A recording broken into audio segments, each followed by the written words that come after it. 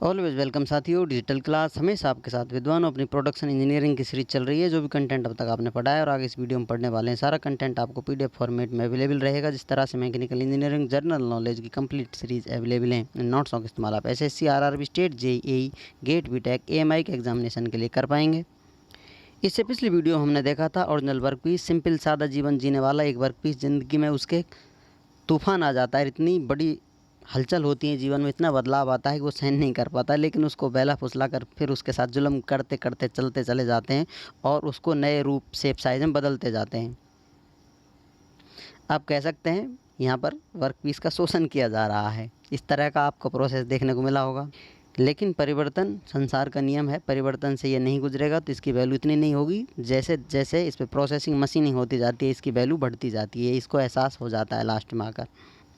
तो हमने जान लिया था कोल्ड वर्किंग किस प्रकार से होगी। ओरिजिनल वर्क पीस होता है, उस पर फोर्स लगाते जाते हैं, स्ट्रेन हार्डनिंग आ जाती है, रिकवरी कर लेते हैं। जब तक आप वो शेप साइज़ नहीं पा लेते जो बनाना चाहते हैं, तब तक इसको रिट्रीट करते रहते हैं, हीट देते रहते हैं, इसको कोल्ड वर्किंग करते रहते हैं। हीट दे रहे हैं, लेकिन आप उसको हीट देने के बाद नॉर्मल टेम्परेचर पर उस पर वर्किंग की जा रही है, इसलिए कोल्ड वर्किंग कहला रही है। ये प्रोसेस हीटिंग से आप जैसे नॉर्मल कर रहे हैं ट्रीटमेंट को अनिलिंग के नाम से जाना जाता है। अब हॉट वर्किंग किस प्रकार की होगी? हॉट वर्किंग होगी डायरेक्ट आपका जो वर्क पीस है उसको गर्म कर लिया गया है, पहले लिक्विड स्टेट में पहुंचा लिया गया है, रिक्रिस्टलाइजेशन टेम्परेचर से अधिक टेम्परेचर पर काम किया जा रहा है, जिससे आसानी से डिफॉर्म हो जाता है, तो वो हॉट वर्किंग या फॉर्मिंग कहलाती है। आप आसानी से यदि रिक्रिस्टलाइजेशन टेम्परेचर आप पाना चाहें, किस प्रकार से पा सकते हैं? रिक्रिस्टलाइजेशन टेम्परेचर आरटी जिसे हम एक्सप्रेस कर रहे थे, तो कोई मेटल है उसका मेल्टिंग पॉइंट होता है, उसका 30% जो टेम्परेचर होगा वो रिक्रिस्टलाइजेशन टेम्परेचर के बराबर होगा। या आप 0.3 से उसको मल्टीप्लाई कर दें, मेल्टिंग पॉइंट मटेरियल का है। यदि मेटल की बात की जा रही है, एलॉय की बात की जाए, तो उसको 0.5 से मल्टीप्लाई करेंगे, मेल्टिंग पॉइंट ऑफ एलॉय, तो आपको आसानी से रिक्रिस्टलाइजेशन टेम्परेचर का पता चल जाएगा। क्योंकि ज़्यादातर हम मेटेरियल का मेल्टिंग पॉइंट जानते हैं, किस प्रकार से मेटल मेल्टिंग पॉइंट पर आता है या फिर क्या अवस्था होती है, एलॉय का कितना होता है, तो इसलिए डायरेक्ट आप निकाल सकते हैं। बार बार आपको ये प्रोसेस करने की आवश्यकता नहीं, क्योंकि ऑलरेडी ये डाटा अवेलेबल रहता है। जैसा कि कुछ सिंपल एग्जांपल देखना चाहें आप, RT of iron, recrystallisation temperature iron का कितना होगा? लगभग आयरन का 1539 1539 डिग्री है। उसका आप 30% कर देंगे, 0.3 से मल्टीप्लाई कर देंगे, तो लगभग आपका 439 डिग्री सेंटीग्रेड प्राप्त होता है। यदि इसी प्रकार से आरटी आप लेना चाहें स्टील का, स्टील एक एक कहा जा सकता है, पूरी वैरायटी है, 2 4 5 की स्टील, अलग अलग तरह की स्टील्स होती हैं, उनका टेम्परेचर भी अलग अलग होगा, मेल्टिंग पॉइंट अलग अलग होगा।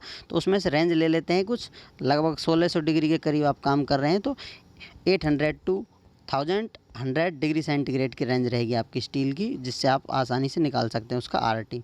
वो आपको ऊपर है कौन सी स्टील आप इस्तेमाल कर रहे हैं।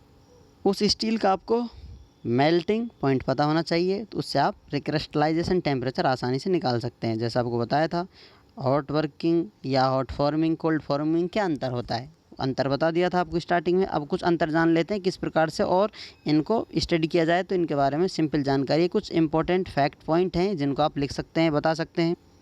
फिर से आपको बता देते हैं, इस प्रकार से कोई ग्राफ बना हुआ है, रिक्रिस्टलाइजेशन टेम्परेचर यहाँ है किसी मटेरियल का, इससे ऊपर आप मटेरियल गर्म करके फिर उस पर वर्किंग करते हैं, फॉर्मिंग करते हैं, तो हॉट वर्किंग या हॉट फॉर्मिंग कहलाएगी। लेकिन रूम टेम्परेचर पर ही, रूम टेम्परेचर एम्बिएंट टेम्परेचर पर आप काम करते हैं, जैसा भी टेम्परेचर है और वर्क पीस पर आप काम कर रहे हैं, तो वो कोल्ड वर्किंग। दिल बहलाने के लिए वर्क पीस का आप उसे थोड़ा गर्म कर देते हैं, उसको वार्म फॉर्मिंग के नाम से हम जानते हैं।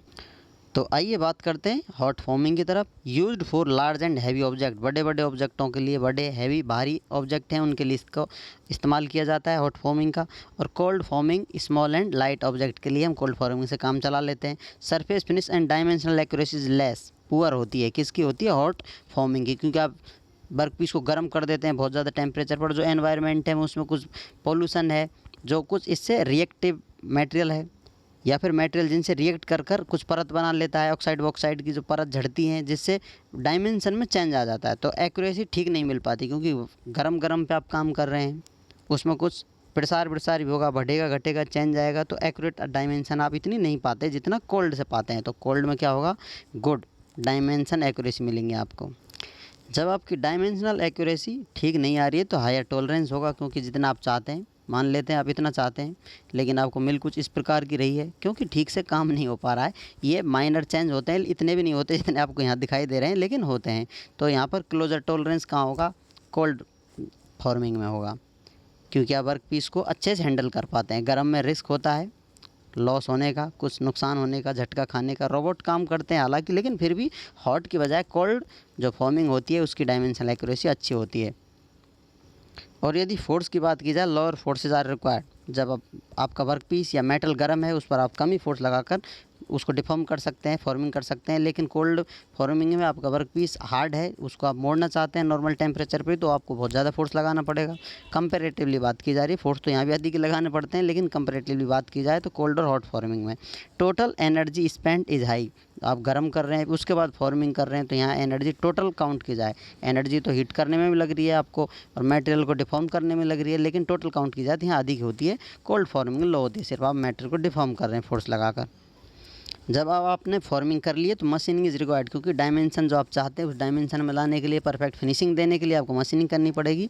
यहाँ पर नेग्लिजिबल मशीनिंग करनी होगी। कोल्ड फॉर्मिंग से आप काम कर रहे हैं, धीरे धीरे process by process to process आपने काम किया है, तो अच्छे से हैंडल करते आ रहे हैं, तो आपको इतनी ज़्यादा मशीनिंग की आवश्यकता नहीं होती कंपैरेटिवली, जितनी हॉट फॉर्मिंग में आपने वर्क पीस को डिफॉर्म किया है या फॉर्मिंग में लेकर आए हैं किसी शेप साइज चेंज कर। उम्मीद करते हैं साथियों वीडियो में दी गई अब तक की जानकारी आपको अच्छे से समझ में आई होगी। वर्क पीस पे हो रहे सारे जुल्मों का आपको एहसास हो रहा होगा और आप भी चाह रहे होंगे वर्क पीस के साथ ज़्यादा अन्याय ना होने दिया जाए, आसानी से सिंपल फॉर्मेट में उसको चेंज कर दिया जाए। खैर कर भी क्या सकते हैं, ये सिंपल प्रोसेस है। किसी की चीज़ की वैल्यू बनाने के लिए उसे तपना तो पड़ता ही है, वर्क पीस हो, हम हो या आप। वीडियो को अंत तक देखने के लिए, चैनल को सपोर्ट करने के लिए साथियों आपका दिल की गहराइयों से बहुत बहुत धन्यवाद। मिलते हैं नेक्स्ट वीडियो में, तब तक पढ़ते रहिए, व्यस्त रहिए, मस्त रहिए। वीडियो को अंत तक देखने के लिए एक बार फिर से चैनल को सपोर्ट करने के लिए आपका दिल की गहराइयों से बहुत बहुत धन्यवाद। जय हिंद, वंदे मातरम।